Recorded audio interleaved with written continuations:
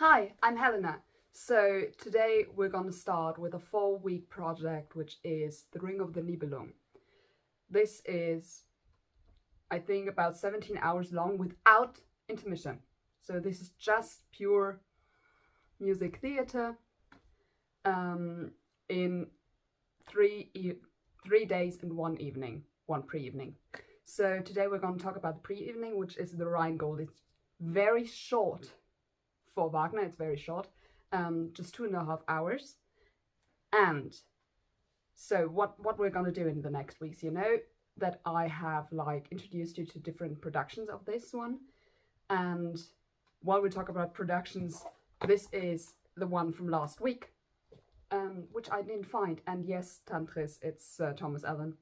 So I was stupid. I couldn't remember his name. It was really horrible.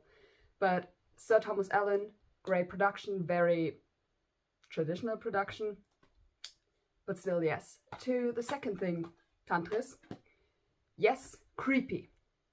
Beckmesser is really creepy, and if you do not want creepy old men, then this is not the series for you, bro. So, especially because I'm gonna go into the next thing, because for the next 4 weeks, I'm gonna hold up with the series that is kind of the parallel series to this, and we're gonna have the current Bayreuth production series. So the current Bayreuth production of the Ring of the Nibelung, which is very, very different to the original, and that's why I didn't put it in this main series of videos, also because it's really triggering, let's be honest. It's made as a Netflix series, Netflix family drama. For real. I mean, it's called the Netflix Ring.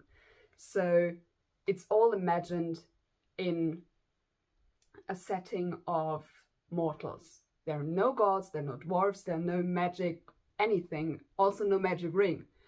How that works, we'll talk about in the other series. But this is the main series. So we're just gonna talk about the ring in general, and I will use heavily this, which is very worn down, but I don't want a new one because this is my friend. He's like taped together at several parts, but he's still going strong.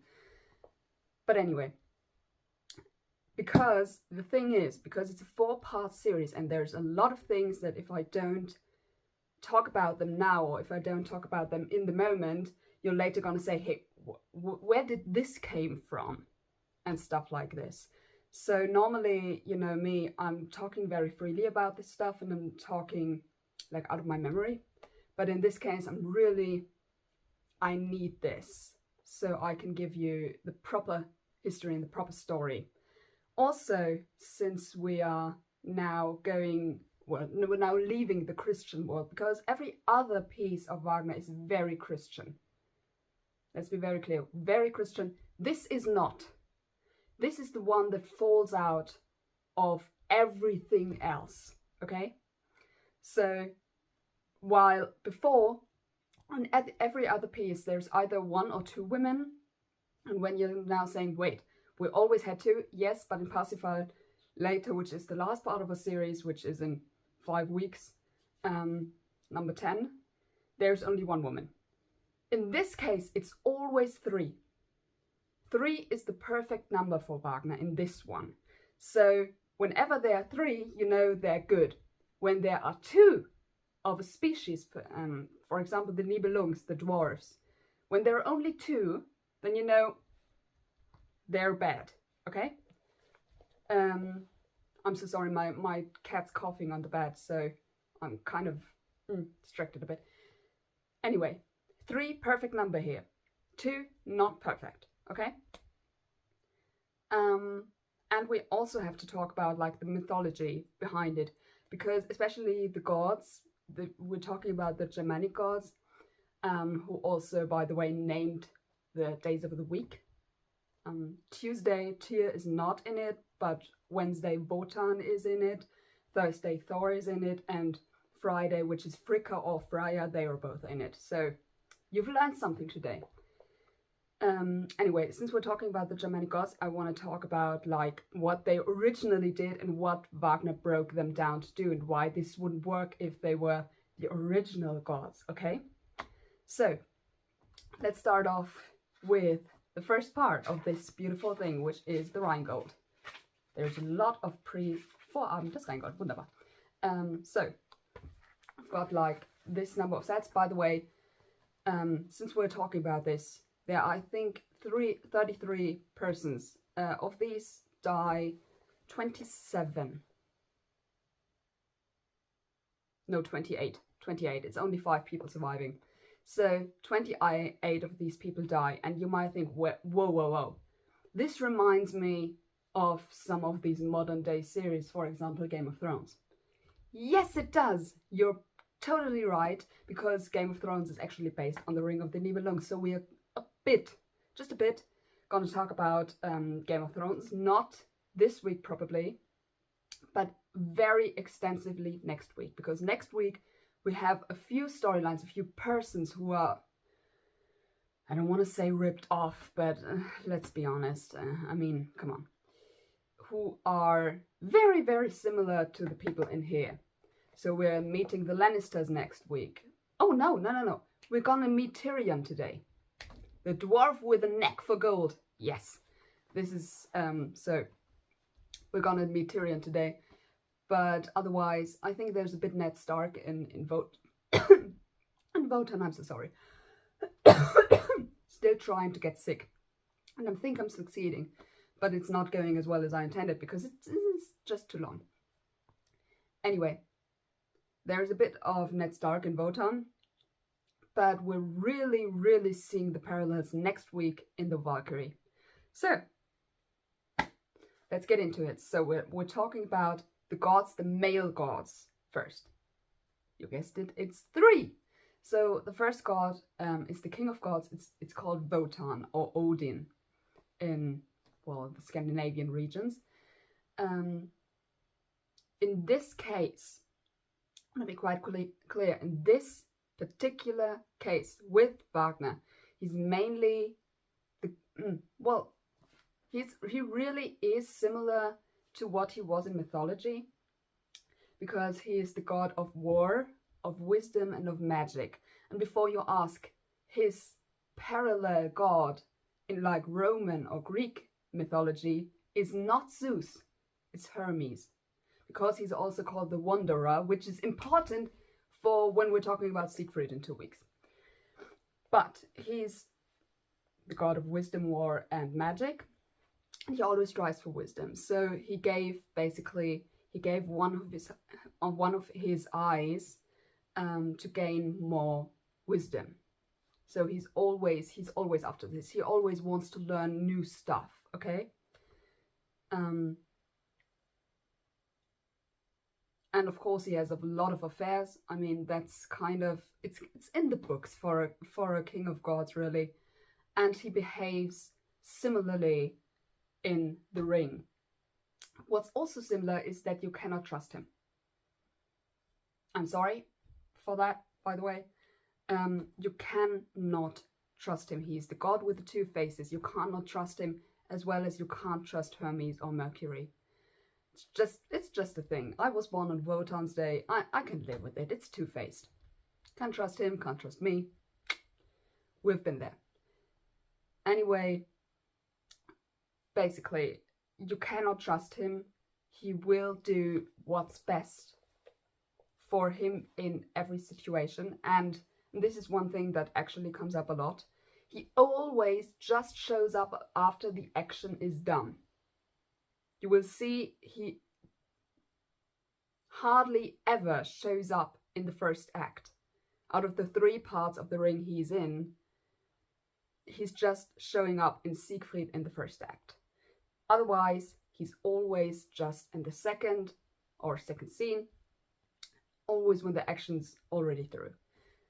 So, the next one we're talking about is Donner, which is Thor for you. I don't think we have to talk much about Thor. I mean, he's got his hammer. He's the god of weather. His parallel is Zeus. he is much more reliable than Wotan. He was also much more loved. He was also much more loved in the olden times than Wotan, because everyone feared Wotan. They didn't admire him. Also because Wotan, and we're gonna go into this, of course, is the god of the dead. His residence is a castle called Valhall or Valhalla, where all the dead heroes go. I think we all kind of already knew this. So Donner is really not such a big part in this. He's only in the Rhinegold. And he's kind of one pair of the siblings around Fricka, Freia, Froh and Donner.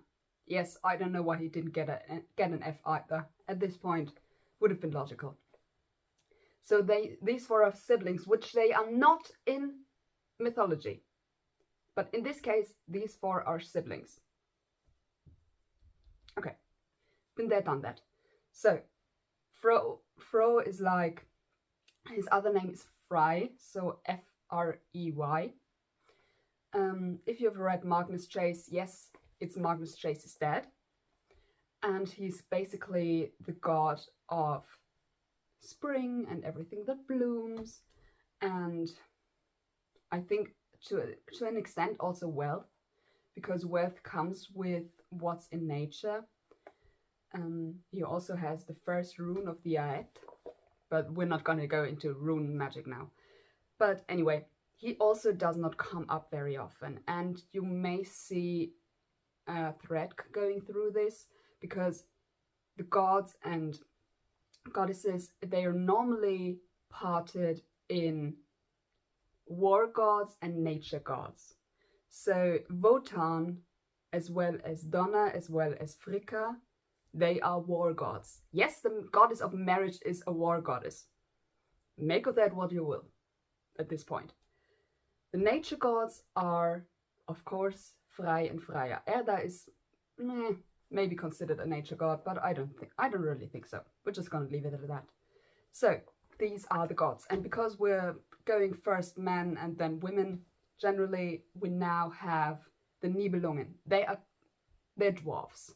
Let's just stick with dwarves. Forget Nibelungen really. At this point, we have Alberich, who is Tyrion, if you're into Game of Thrones. Dwarf with a neck for gold. I want to say at this point, the twins in this are good, and the dwarf in this is bad. So it's exactly the opposite of what it is in Game of Thrones. So say bye-bye to Tyrion, because the Nibelungen are in this case the antagonists. Let's be very clear about this. They are the antagonists. Full stop. Not the giants, who we're going to go in just a moment, but the dwarves. So it's Alberich, who is kind of the king of dwarves, and he is the one who's actually... No, I'm not going to spoil this. And his brother Mime. Do not tend to forget Mime, because he doesn't play a big part in Rhinegold. He will come back. Just like America never did in Hamilton. But next thing is the giants. They are Fasold and Fafner. And again, remember these names, or it's gonna bite you in the behind in 2 weeks in Siegfried. We kind of have a pause with the Valkyrie, because we're very in the mortal world. But afterwards, we're gonna go back into this. So, we have Alberich and Mime as the dwarves, we have Fasold and Fafner as giants. So now we're gonna go into the goddesses. The goddesses are, again, 3. And the first one is Fricka. So, she has been changed a lot. And by a lot, I mean huge. Big, huge. No, not gonna make any references right now. But she has been really had a huge shift of what she was. She's been, I want to say, Hera-fied. If you're into Greek mythology, then you know Hera is this like the goddess of marriage. She can't have children with other men. She only can have children with her husband. She's very naggy and jealous about her husband's affairs. And this is what Fricka is too. This is not what she is in mythology, though, because in mythology she's actually the goddess of fate. She sees for a very small portion of time she can see into the future. For example, she saw the death of her son once, but this is not part of this. Anyway, Fricka is, in my opinion, one of the best characters, especially in mythology, because she can, unlike Hera, she can have affairs. Yes, she's still the goddess of marriage. She's the goddess of fate and marriage, but she can still have affairs, which is quite unique. And she's also the queen if Wotan's not there, which he is quite often because he wanders around the 9 worlds. And she's quite often the queen, okay? So she has a much higher and much more powerful role than Hera ever had. And this is unfortunately a bit clipped in the Ring of the Nibelungs. So she's really Hera-fied in this. She's really cool. She's also cool with the affairs of her husband. They're kind of like, oh yeah, affair, cool. See you with my partner next week for, I don't know, a weekly bingo evening. I don't know. She's cool with that. She's not cool with this in the ring. So just think of Fricka in this way as Hera. Jealous, husband has affairs, she doesn't like it, she doesn't have affairs. Really Hera-fied. The next goddess who has also been robbed of her original intending is Freia. So Freia is basically primarily the goddess of love, and this is basically what she's broken down into, and not even really talking about love that much. Also, mythologically, she's just the goddess of sensual love, let's say like this. And Fricka is the goddess of romantic love, so more of the goddess of the mindful love, I would say. So if you feel connected with someone and fall in love with their mind, then that's Fricka, and if you just want their body, it's Freia, let's be honest. So Freia is originally, there are 2 afterworlds, which is often forgotten, unfortunately. There's Valhalla, which is reigned by Wotan, and there's Folkwang, which is the other afterworld of the nature gods, which is, Folkwang, and which is reigned by Freia. So Freia is also the goddess of the dead, half the dead. The Valkyries also bring her the dead. It's like 50-50, and Freia also has women. Valhalla is purely for men. Folkwang is also for women. So if you're a heroine and you died in battle, you went to Freia. This is basically it. The next goddess is Erda. She will also come back in Siegfried, which is like most. And she's basically the earth. Like Gaia, but nicer. And she sees everything, and she has complete foresight, and yeah, she's just showing up, and then she has a big role because she was forced into it, and by forced, I mean forced. In the worst sense of the word, forced. And yeah, we're gonna see that in like the Valkyrie next week. The other count of 3 are the Rhine maidens. The names are Woglinde, Welgunde, and Flosshilde. Never mind, really. It's just the Rhine maidens. They are the daughters of the river Rhine. The river Rhine's, let's just say in Germany, leave the others out.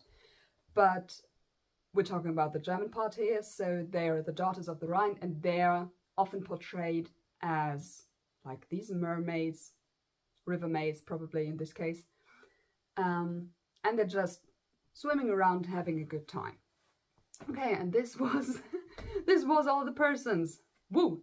By the way, I'm not gonna go over persons who I've gone over this week in the next weeks. So if there's anyone coming in at Valkyrie, I'm so sorry. I'm not gonna explain Wotan again. I'm not gonna explain Fricka again. And in Siegfried, I'm not gonna explain Alberich again. I'm not gonna explain Fafner again. No, we're not gonna go over this again, okay? So this is why we took so long out of this, because you should definitely look at this, watch this in order, okay? So we're gonna start with the Rhinegold, and we're now at the deepest part of the Rhine, beginning with the Rhine maidens, and they are having the time of their life. They're just swimming around, having a good time, saying like words no one can understand. Vaya vaga voge du Welle, valle zur Vive vaga la vaya. The dream of every German student, because there's so many like stylistic devices you can get out of this. Love it. Okay. They're just swimming around down there, okay? And then the dwarf shows up. So he's really ugly, Alberich. He's really, really ugly. He's horrible. He's one of the bad guys. And he just comes up and sees these beautiful women and says, hey, wow, that would be something for me. And they're like, yeah, no, thank you. Next. In a totally Ariana Grande way. And they kind of play with him. So they make him believe that they're in love with him, and then just swimming away and saying, no, you're ugly. And he fails it 3 times, basically. No, he does not learn, but he basically doesn't even care as long as he like gets one of them. But anyway, then the next thing is that the sun comes up. And when the sun comes up, they see everyone that at the downside, at the ground of the Rhine, there's this massive gold treasure, the Rhinegold. Already integrated that. There's the Rhinegold at the bottom of the river, and you see it now because the sun's glistening on it. And Alberich, who has of course this knack for gold, as anyone has, he says like, wow, there's this treasure, it's great, it's cool, wonderful, how can I get this? And the sisters, because they're incredibly stupid, they say, oh, this gold, you wouldn't want that because you would have had to curse love and never love again, and then you would be able to like form this ring of the Nibelung, also integrated that, and if you cursed love, then you would get all this, because you would form the ring and you could go away with it.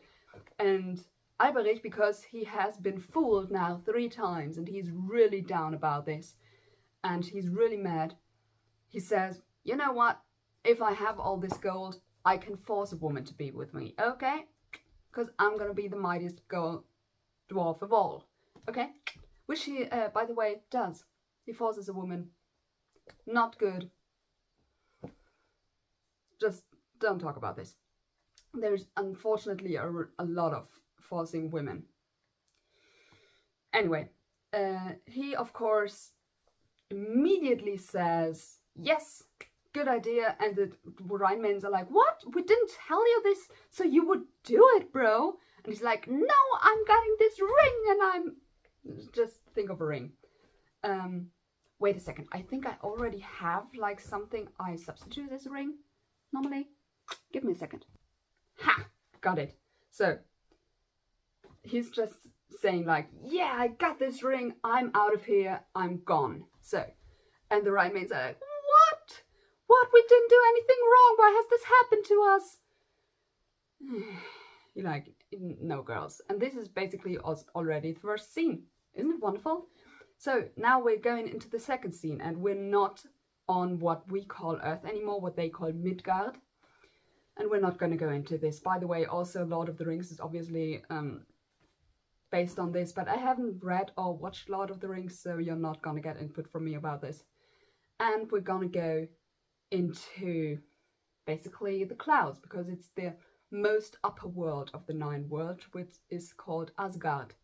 Because the gods of the war I talked about, they're called Asen. The others are called Vanen, but they're called Asen. This is why their world is called Asgard. So, basically Asgard is going on. Wotan is sleeping in the middle of the stage, in the middle of nowhere, and he's having the dream of his life, basically. And then his wife, Fricka, comes in and she says, like, Wotan, wake up! And he's like, what? Girl, let me sleep. Come on. I'm not. And she's like, no, no, no, no, you're gonna wake up because our castle is ready. It's built. And he's like, what castle? Where? And he has had the giants, Fafnir and Fasold, built this castle, which is Valhall. It's gonna be Valhall later, which he names in the last moments of the whole Rhinegold. And they've built it, but Wotan has forgotten something, because as price for building this, he has promised the giants his sister-in-law. Remember, they're all, the other 4 are siblings in this case. His sister-in-law Freia to the giants.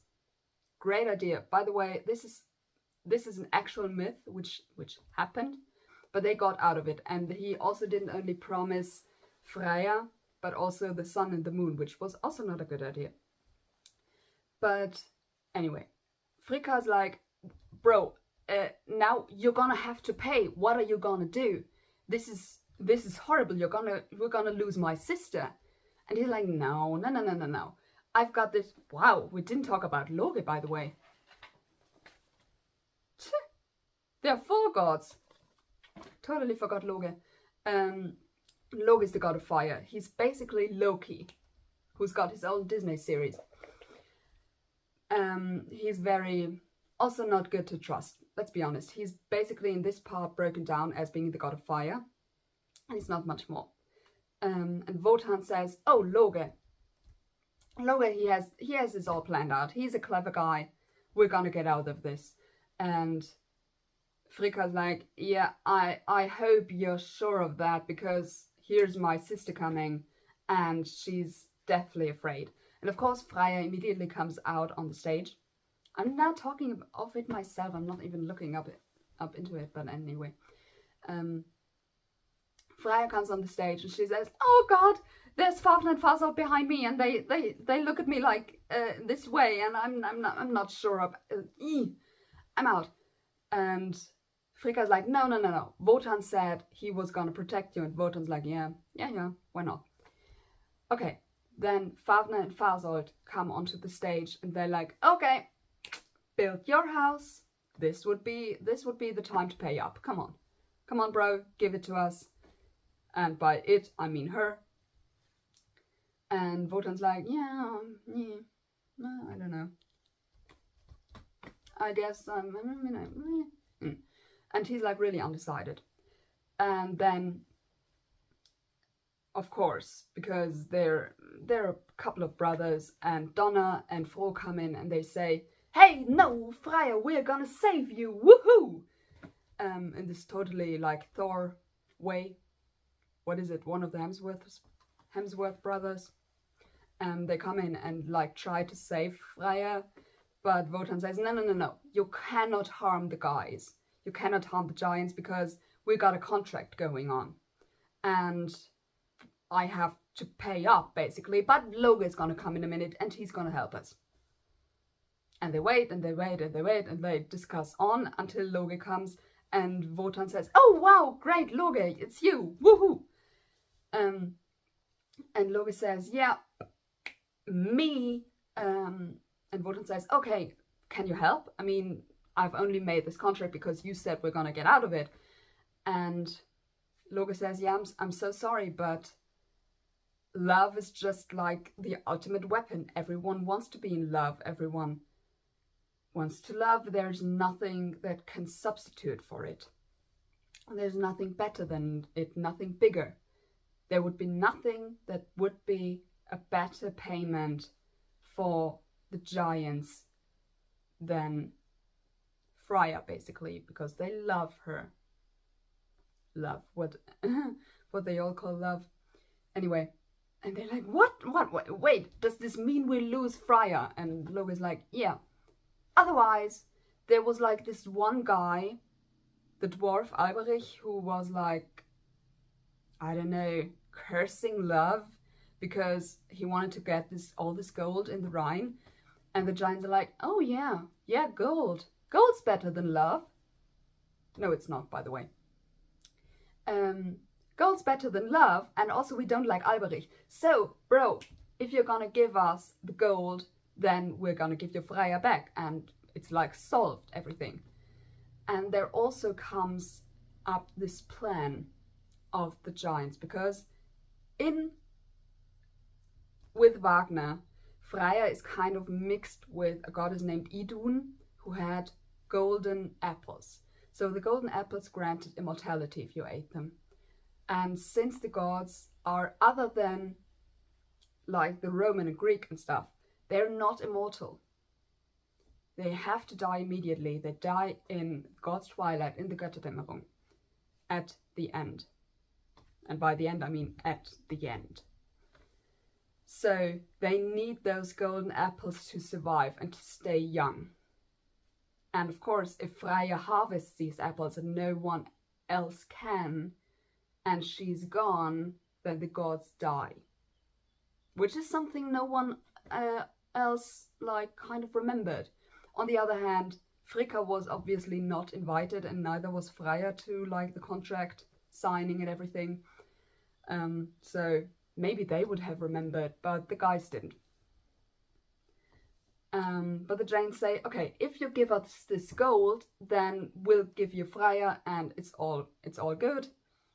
It's all fine, okay? And they're like, yeah, and they say, okay, in the meantime, we're gonna take Freya with us, okay?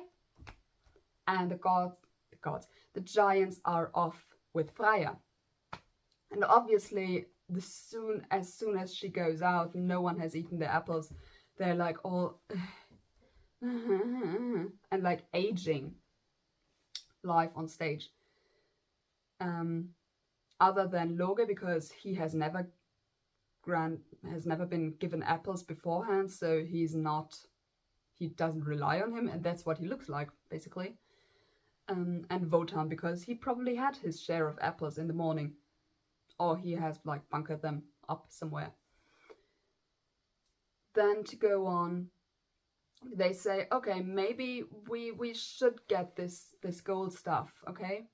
Maybe this, otherwise we're gonna die, so this would not be a good alternative. So Wotan and Loge go down to what's in mythology called Nidavellir. It's called, in this case, it's called Nibelheim, which is totally another world, like literally the world of the ice giants. It's called Niflheim. So this is really distracting because he calls it Nibelheim when it's the earth of the world of the dwarves, which it's not. It's called Nidavellir, so we're gonna go with Nidavellir in this case. This is the only part where we're gonna go into more than one world, as far as I know. So, just saying. So they go down to Nidavellir and they see Mime working very, very hard at something. And they say, hey Mime, who are you? So, and they kind of introduce themselves, and Loge says, I'm the god of fire, I'm the reason why you can even work here. And Mime's like, yeah, cool, great, wonderful, you make me work, woohoo. And Mime basically says, so Alberich has this ring, and while we had like this passion of making a bit of jewelry for our wives and like the women we adored before, now he makes us craft basically weapons and makes us craft gold and this and that, and he has this, it's called a Gewirk for some reason. It's like a helmet that he crafts. This is very important because we're gonna need this in part 4 to force a woman, because what else would we do anything this for if we didn't force women? This is really a horrible thread through. A helmet. So this makes the one who wears the helmet invisible. An invisible helmet. Or invisibility helmet. Let's be real. But you can also shapeshift with that. So it's a 2-in-1 packet really, this helmet that Mime crafts at the moment.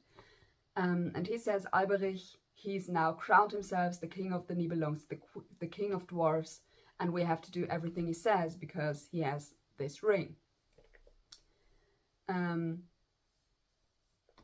I mean, that's basically it, what he tells them. Then of course Alberich comes in, and now we're gonna go into the what I call the passing boots story, because that's what later they retold as passing boots. And they basically trick Alberich to transform himself first into this giant, it's either a snake or a dragon, with the help of the helmet. And then he's transforming himself into this little toad. And when he is the little toad, Loge catches him. And they take him with Wotan and Loge, and they're gonna take him to Asgard back again. So we're now in, I think, the 4th scene already. We're really going strong here. And they leave him be and bind him very, very easily so that he can't transform back. And say, okay, good, we're gonna give you your freedom back. Gonna give it to you, but you have to give us all your gold. And Alberich said, what? No way, bro. And they're like, okay, good, we're gonna just leave you here, okay? Huh? And Alberich's like, okay, I'm gonna give you the gold, because I still have the ring and I can make new gold. Unfortunately, they kind of see that, and after all the gold has been piled up, that it's all part of the Rhinegold, and it's all, there are several more parts that the Nibelungs crafted, and also, unfortunately for Alberich, also the invisibility and shape-shifting helmet, which is called a Tarnhelm. It's really easy in German. But also the helmet. So if I talk just of a helmet after this, it's usually this one. And Alberich is still like, okay, good, I can still craft more. But then they see the ring on Alberich's finger, and Wotan's like, wait, what do we have here? And Alberich's like, nothing, I'm just laying around here bound and waiting to be let free. And Wotan's like, no. What is this? And he takes the ring away from Loge. And this is very important. Now we're gonna get to the most important part of the whole ring.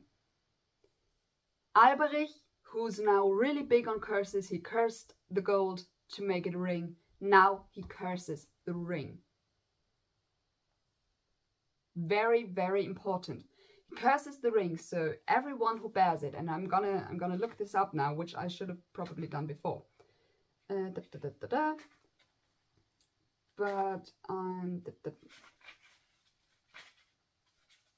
there it is. Found it immediately. So he says, and I'm gonna just read it and then I'm gonna try to translate it as good as I can. Nun soll Tod dem, der ihn trägt. The bearer will die. Kein Froher soll sein, der sich freuen. No one's gonna be happy with this thing. Keinem Glück, yeah, that's basically the same. Wer ihn besitzt, den sehre Sorge. So whoever owns this will be afraid that someone takes it away from him. And who does not have it, wer ihn nicht hat, nage der Neid. Who doesn't have it will be jealous. He will want it. He will crave the ring. Whoever is around it. But the bearer will die, and he will always be afraid of losing it.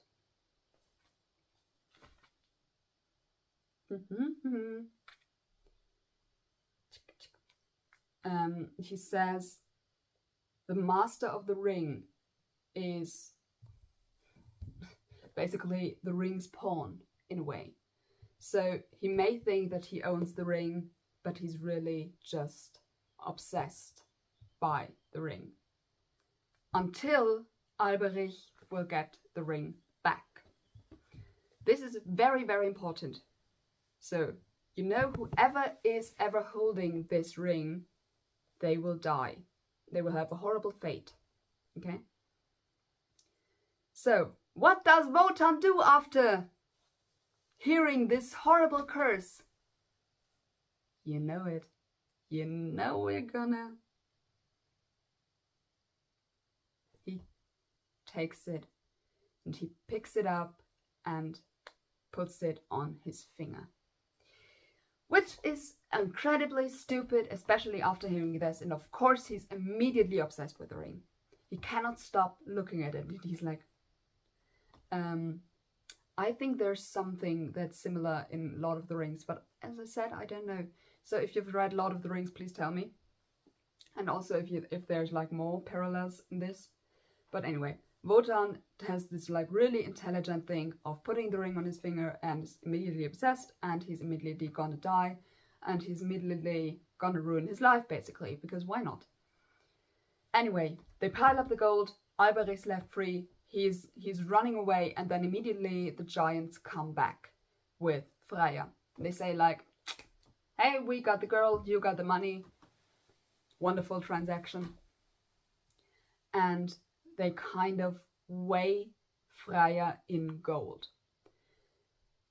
This is very difficult in different productions, actually, because for example, we're going to take this from the Metropolitan Opera. She's kind of in this hammock on stage, and they like putting all the gold around her. But then Fasold, who is much more in love with Freia than Fafner, he says, no, I can still see her hair through the gold. And they're like, you're gonna close this or the deal's off. And they're like, but we don't have anything anymore. And they're like, no, there's this helmet going on. You can just put this on there. The other ones are like, come on. Come on, she's your sister-in-law, get her. And he's like, okay, Wotan's like getting off the helmet, okay? And they're fine with this. And then Fasold goes around and says, no, I can still see the light of her eyes. It's just this teeny tiny slit, but it can't be closed. As soon as it's closed there, it's open somewhere else. And they say, don't you have any gold on you that could be in there? And Wotan's like, no, why would there? And the others are like, there's a ring on your finger, bro. And Wotan's like, yeah, there may be, but I'm not giving it back. And they're basically arguing a bit. And then the earth opens and Erda comes. Erda is, as I said, she really sees everything, everywhere. And she says to Wotan, bro, this is not a good idea. This ring's cursed. You should really, really throw it away. It's not good for you. Not good at all. Just give it away. I see very dark things coming in the future if you don't. Also, doesn't really change anything. But never mind. Erda disappears, and he immediately, because she's a beautiful woman, Wotan immediately wants to go after her. And we know where this is ending. But the others hold him back for now. He's gonna go down later. And he says, okay, good, I'm gonna give you the ring and give us Freia back. And everyone is completely happy. They're completely overjoyed. And yeah. All's well that ends well? No, of course not, because the gold still needs to be parted. And they both want the ring. And Fafner's like, you didn't want to give her away anyway, so I should have the ring. And Fasold's like, no. This substitute for her view, for her beautiful eyes, I should have it. And what does Fafner do? He murders his brother. And since we're really talking about the beginning of the world, this is literally the beginning of the world, it's often described, the overture or the prelude, as building the world, which you can hear musically, like have the bass tone, and then you're having a bit of rhythm and you're a bit of that, and then there's this via vaga, which is really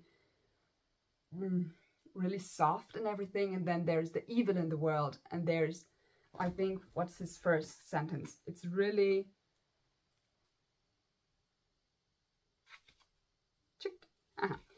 so they are like Vaja, Vaga, Voge, du Welle, Wallet, so Wiege, Vaga, Lavai. So it's really soft. And then the evil in the world comes in, it's Hehe, ihr Nicker, wie seid ihr niedlich, neidliches Volk. So it's really hard. So basically the world gets created, and this is what we call the Brudermord. But you probably, yeah, brother's murder, I think, sibling murder, which is also parallel in the Bible, obviously. Yeah, so Fafner kills Fasold and goes away with the ring and all the gold and the helmet. We will not see him again until Siegfried, so until in 2 weeks. And the gods are shocked because murder has never happened. It has never happened in this short span the world exists. It has never happened. They are all shocked. And Wotan's the first who says like, oh well, I've got my castle now. I'm gonna call it Valhall, and we're gonna all go into it now and celebrate. And they're all going into it. Basically, Donner first, in his big moment, chases all the clouds away so that we can see the castle more clearly. And then Frey is conjuring up the famous Bifrost Bridge, which is, if you watch Thor, you know, which is rainbow to the castle. And they're all going over the bridge except Loge, because Loge is staying behind and he's like, I'm not sure that this was wise, but you know what? I think this is the time for me to just end my personality here and my person here and just be fire. Because just a few moments before, they'd heard the Rhine maidens cry out for their gold. Because Loge originally said, I'm going to go to the gods and they're going to give you your gold back. But the gods didn't want to. And now, while the Rhine maidens are still crying out, the gods are walking over the bridge to the castle, and Loge is like, I'm out. And this is the end of the Rhinegold. And unfortunately, we already are again at 47 minutes. But it will all pay off because, as I said, I'm not going to go into persons we already had again. So we are not going to get my, like, soliloquy about Wotan again. And so this is with Fafner now, and we're not going to see it until in 2 weeks. The Valkyrie is kind of the interlude. Actually, you can probably watch this without having watched the other ones, but it will not make this much sense. And it also has this kind of, I want to say, cliffhanger. So you might want to watch not only the Valkyrie. So, I can't believe we're already at the end of Rhinegold, but I have for you this week's production, which is this one. It's from what's called the Centuries Ring. So the ring was originated in 1876. So this is the 1976 production. And yes, this means that next year there's the big anniversary of the Bayreuth Festspielhaus, because this was originated. The whole ring was originated in Bayreuth. There were kind of these previews in Munich of the Rhinegold and the Valkyrie, because the king wanted to see it and he said, I'm paying for it, I'm seeing it. Wagner was against it, but the king said, I've got the money and you're gonna do as I say. Anyway, so this is from 1976, and you may already know this name, Jerusalem. So actually this is the first time that Siegfried Jerusalem was on stage. He's playing Frey, and he's looking, unfortunately, he's absurdly good looking. And by absurdly good looking, I mean, how can a guy with like a ponytail and these kind of rococo locks above his ears and this huge silver, I don't know, coat, floor-length coat, and all this stuff can still look good? He does.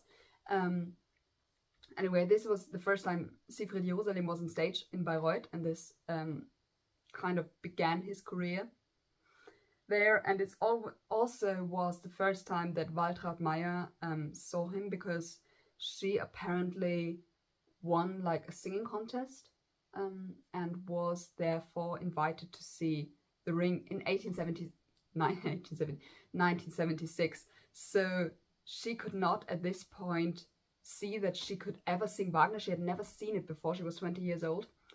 And she could never know that she and this guy on stage would one day be the dream couple of Bayreuth, which I think is quite cute, and this is why I'm telling you this story. Anyway, this was revolutionary.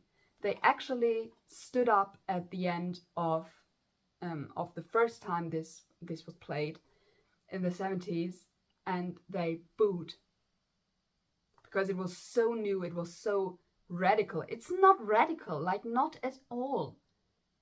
Like from today's standard, and if you watch like the other video that's gonna go on, this is nothing. It's really nothing, and it's so beautiful. It's reimagined in this kind of rococo fantasy. And they all have these really beautiful dresses and really beautiful gowns going on. Actually, I think Fricka's dress in particular, you can still see it now today when you go to Bayreuth to Wagner's living. It's called Wagner's Wohnhaus, so basically his living house if you translate it one-to-one. And there this beautiful dress still is, and it's my favorite. It's my favorite. It's so beautiful. It's my favorite part of, like, there's a lot of costumes of different ages, even some I think of the 19th century. And you can see this exact dress. So this is really beautiful. There's this rococo thing going on. I think the giants are actual giants. I think they took a few bodybuilders and had the singers either stand or sit on the shoulders, so they would be, well, giants. You can see them up here. So they really are giants for once. And this is, by the way, Freia, who's currently getting, is it abducted? I don't know. Not sure about this word. But she's getting away with this. I think this one is also on YouTube, should be. Pierre Boulez and Patrice Chéreau. And this is really good. You should watch it. It's beautiful. It's wonderful. Of course, it could still be a shock if you like from America, and it's really old-fashioned. But watch this, please. Really do. You will not. I hope. I cannot guarantee it. Of course, if you don't like Wagner, then you won't like this. But this is really good. I hope it's on YouTube. Anyway. Yeah, I think that was it for today, and I'm going to go, like, immediately after this. I'm gonna do my other video about the specific production in Bayreuth. You should definitely watch this first. Just be clear. Watch this first and then the other one. Just saying. Okay, good. I think that was it for today. I hope this wasn't too confusing. I know it might be. I hope I've got everything. If you've got questions, I can answer them, because there was someone, I just saw a lot of questions on, like, the Lohengrin thing. I didn't get to answering them yet or thinking about them yet, because I'm not an expert. People, please. I just know a bit about the stories because I love them, but I'm not an expert on this. Please go ask Katharina Wagner, or ask, I don't know, people who actually studied this, because I don't. I study English, and my other thing is theatre, but there's really not so much about Wagner, and the only paper I wrote about Wagner was about Tristan. So please, or ask ChatGPT. This would be good. Please ask ChatGPT if you got, like, any any questions, and then they answer. Please tell me, because I'd be generally interested. Anyway, just this was it for now, and see you guys in the next video. Thank you so much. Have a nice day.